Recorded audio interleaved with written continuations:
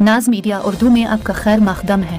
इस वीडियो को पेश करने में ताउन किया है यूनाइटेड हॉस्पिटल सपना मल्टीप्लेक्स के करीब गंपा रोड बेदर, healing tree hospital multi super speciality बेदर, अहमद टूरिस्ट एंड ट्रेवल्स हज और उम्रा सर्विसेज।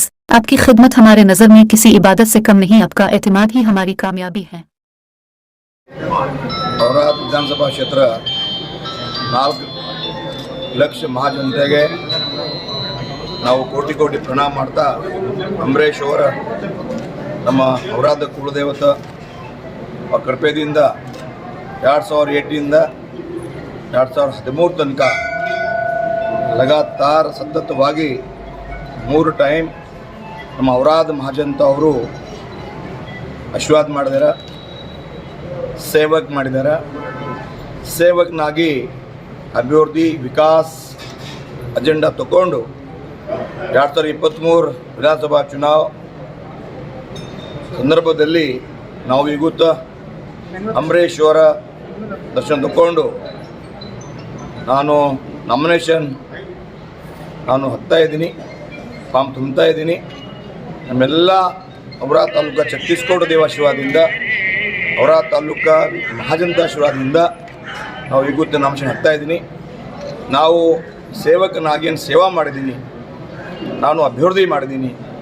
ನಮ್ಮ ಅಜೆಂಡಾ ಔರಾ ತಾಲೂಕು ಶಾಂತಿ, ನೆಮ್ಮದಿ, ಭಾಯಿಚಾರ, ಅಮನ್ ಈ ಎಲ್ಲ ನಾವು ನೋಡಿದ್ದೀನಿ. ನಮ್ಮ ಔರಾದ ಮಹಾಜನತಾ ಅವರು ಪದೇ ಪದೇ ನಮ್ಮ ಭಾರ ಆಶೀರ್ವಾದ ಮಾಡಿದ್ದಾರೆ. 2008 ಕೂಡ ನಮ್ಮದು ಲೀಡ್ ಕೊಟ್ಟಿದ್ದಾರೆ, 2013 ಕಡೆ ಲೀಡ್ ಕೊಟ್ಟಿದ್ದಾರೆ, 2017 ಲೀಡ್ ಕೊಟ್ಟಿದ್ದಾರೆ. ನನ್ನ ಪೂರ್ತಿ ಭರೋಸಾ ಇದೆ, ನಾನು ಕೆಲಸ ಮಾಡಿದ್ದೀನಿ. ಈ ಸಾರಿ ಕೂಡ ಔರಾದ ಮಹಾಜನತಾ ಅವರು ನಮ್ಮ ದೊಡ್ಡ ಆಶೀರ್ವಾದ ಮಾಡ್ತಾರೆ, ದೊಡ್ಡ ಲೀಡ್ ಕೊಡ್ತಾರೆ, ನಮ್ಮ ಅಪೇಕ್ಷೆ ಇದೆ.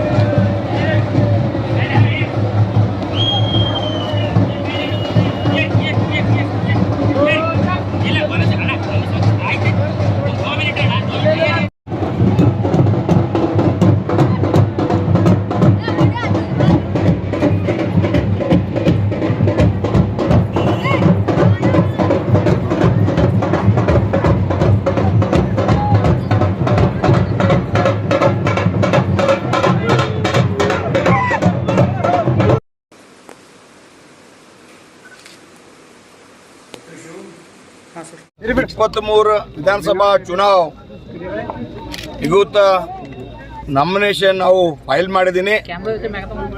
ಅಂಬರೀಷ್ ಅವರಿಗೆ ಧ್ಯಾನ ಮಾಡ್ತಾ ಔರಾದ್ 4 ಲಕ್ಷ ಜನತಾ ಅಭಿನಂದನೆ ಮಾಡ್ತಾ ಇವತ್ತು ಭಾಳ ಖುಷಿಯಾಗಿದೆ.